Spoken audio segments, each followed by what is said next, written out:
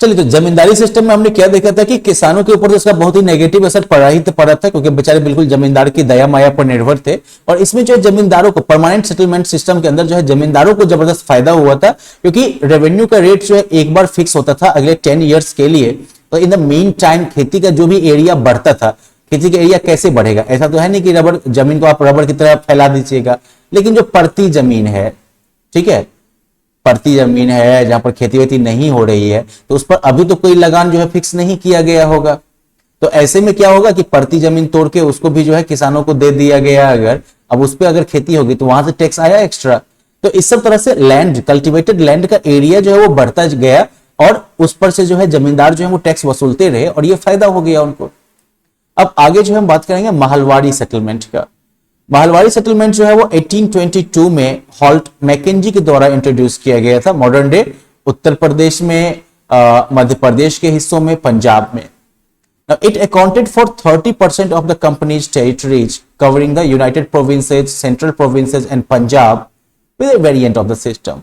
तो ये जो महलवाड़ी सिस्टम था, इसमें मोटा मोटी जो है मध्य प्रदेश, उत्तर प्रदेश का कुछ हिस्सा, मध्य प्रदेश, उत्तर प्रदेश, फिर मध्य प्रदेश का कुछ हिस्सा, पंजाब, ये सब पूरा पूरी, मतलब कि कंपनी का 30% एरिया इसके अंदर आ गया। महल का मतलब क्या होता है, तो विलेज, ठीक है, which for Mackenzie was very important and needed to be preserved. महल जो है, जो कि जिसका मतलब हुआ गांव, तो वो मैकेंजी के हिसाब से बहुत ही इंपॉर्टेंट था और उसको बचा के रखना था। Hence, the unit of revenue settlement was the village or mahal, and the revenue demand was made collectively on the village.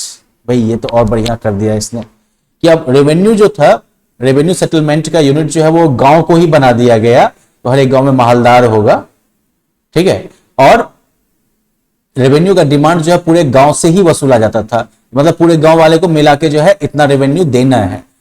Village headman जो होता था या लंबरदार, तो वो जो है रेवेन्यू कलेक्ट करता था और ये जो है handed over to the government, government को हैंड ओवर कर देता था।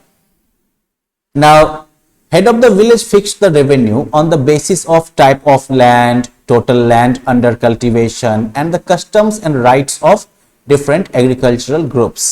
ये जो हेडमैन या लंबरदार जो होता था, वो जो है जमीन के टाइप के आधार पर, कितनी जमीन पर खेती हो रही है या फिर डिफरेंट जो खेती करने वाले ग्रुप हैं उनके क्या कस्टम्स हैं, उनके क्या अधिकार हैं, उसके आधार पर जो है वो रेवेन्यू फिक्स करते थे। The estimated revenue of each plot within a village was added up to calculate the revenue that each village or mahal had to pay. तो हर एक गांव के अंदर जितना भी प्लॉट था उसका जो एस्टिमेटेड रेवेन्यू होता, मोटा मोटी रेवेन्यू टैक्स जो उसका होता, उसको जोड़ के और पूरे महल या फिर गांव को कितना टैक्स देना था उसका हिसाब लगता था। Now the rate of revenue was roughly half of the total agricultural produce. यहां पर भी जो है रेट ऑफ रेवेन्यू जो था वो टोटल जो खेती का उपज हुआ, टोटल उपजा का आधा आधी था मोटा मोटी। This demand was to be revised periodically and not fixed permanently. अब ये जो आधा आधी वाला जो हिसाब किताब था, वसूलना तो पैसा में ही था, नगद में ही था, तो ये जो डिमांड था इसको टाइम टू टाइम जो है रिवाइज करना था, ये परमानेंटली फिक्स नहीं था। However, even under this system, the condition of the peasants remained pitiable.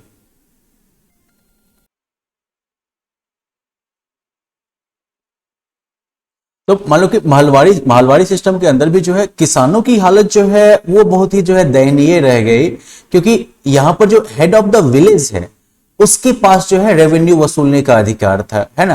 तो ये जो विलेज हेडमैन था या फिर कह सकते हो कि लंबरदार जो टाइटल था, तो ये अब जो है जमींदार की जगह पर ये साहब आ गए। अब ये जो है गांव वाले की जो है बैंड बजाएंगे, उनको चूस लेंगे। इसके बाद जो है रैयतवाड़ी सेटलमेंट आया। रैयतवाड़ी या फिर इसे मुनरो सिस्टम कहते हैं। ये जो है इंट्रोड्यूस किया गया था मद्रास प्रेसिडेंसी में टॉमस मुनरो के द्वारा। It was further extended to the Bombay presidency. इसे बॉम्बे प्रेसिडेंसी में भी जो है ले जाया गया और फिर असम में भी। Now overall it accounted for 51% of the company's territories. Overall company का पूरा जो एरिया था उसमें 51% में इसे लागू किया गया था। Prior to Monroe, Captain Alexander Reed had tried the Rayatwadi system on a small scale in areas that were annexed by the British from Tipu Sultan. Munro से पहले कैप्टन अलेक्जेंडर रीड ने जो है रैयतवाड़ी सिस्टम ट्राई किया था छोटे स्तर पर उन एरियाज में जो कि ब्रिटिश ने टीपू सुल्तान से जो है छीन के अपने में मिलाया था। ये थॉमस मुनरो हो गए। Now in south India there was no traditional zamindar, there were no traditional zamindars and the land actually belonged to the cultivators, that is rayyats. South India में जो है वो जो परंपरागत जो जमींदार सब होते हैं तो ऐसा कोई था नहीं, और जमीन जो है वो एक्चुअली उपजाने वालों का था, खेती करने वालों का था, कल्टीवेटर्स का था, रैयत का। Now both Munro and Reed felt that the land settlement must be made directly with the rayyats. तो मुनरो को और रीड को दोनों को ऐसा महसूस हुआ कि लैंड सेटलमेंट जो है वो डायरेक्टली जो है रैयत के साथ होना चाहिए, ठीक है, और thus the system came to be known as ryotwari system, इसलिए रैयतवाड़ी हो गया नाम इसका। अब इसमें जो है लैंड रेवेन्यू जो है वो जमींदार की तरह या फिर लंबरदार की तरह नहीं कलेक्ट किया जाता था, but was taken from the रैयत और कल्टीवेटर्स डायरेक्टली, सीधा जो है रैयत या फिर खेती करने वाले से लिया जाता था। They deposited it in the government treasury, जो रैयत जो होते थे वो जो है सीधा ये लगान की रकम, रेवेन्यू की रकम जो है वो गवर्नमेंट के खजाने में, गवर्नमेंट ऑफिस में जमा कर देते थे। According to this system cultivators became land owners and there was no intermediary for collecting the revenue. इस सिस्टम में जो खेती करने वाले थे वो जमीन के मालिक बन गए, मीन ऑफ कोर्स रैयत बन गए, और बीच में कोई इंटरमीडिएरी नहीं था रेवेन्यू वसूलने वाला। इसके अलावा जो है कॉमर्शियलाइजेशन ऑफ एग्रीकल्चर भी जो है एक बड़ा जो है एग्रीकल्चर पॉलिसी का एक पहलू रहा। कॉमर्शियलाइजेशन ऑफ एग्रीकल्चर का मतलब हुआ कि पेजेंट जो है वो जितना उपजाना चाहता है कोई चीज उससे ज्यादा उपजाता है, ठीक है, और बाकी जो है उसको वो मार्केट में बेचता है। तो ये हो गया कॉमर्शियलाइजेशन ऑफ एग्रीकल्चर।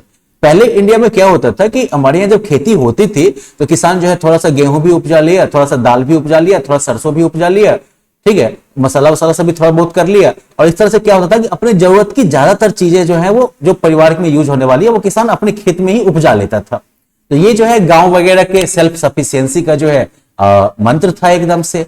लेकिन कॉमर्शियलाइजेशन का मतलब क्या हो गया कि किसान जो है वो अब जितना वो या उसका परिवार मिलकर कंज्यूम करेंगे उससे ज्यादा उपजाएंगे और उससे ज्यादा जो बचा हुआ हिस्सा होगा उसको मार्केट में बेच देंगे।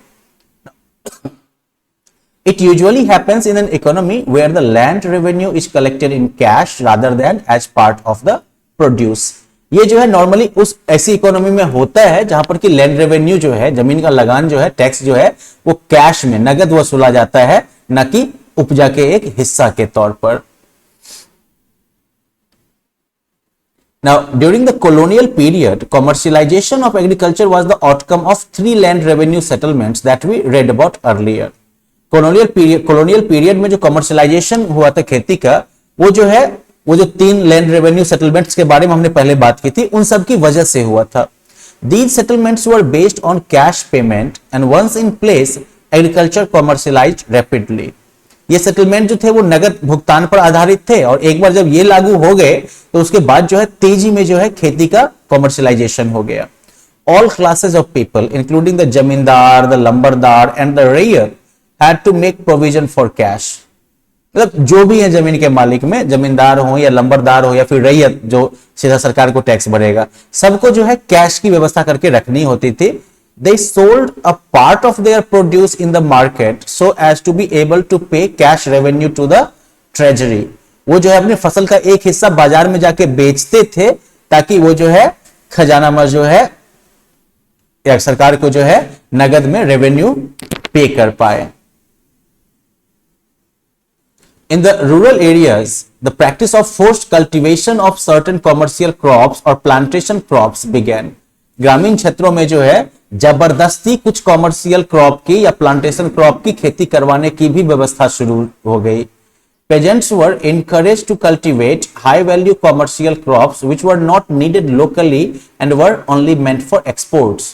किसानों को जो है इनकरेज भी किया जाता था और इनफैक्ट फोर्स भी किया जाता था जबरदस्ती कि वो हाई वैल्यू वाले कॉमर्शियल फसल जैसे कि नील वगैरह की खेती करें, जिनकी की लोकल में कोई जरूरत ऐसी होती नहीं थी, इनको जो है एक्सपोर्ट किया जाता था।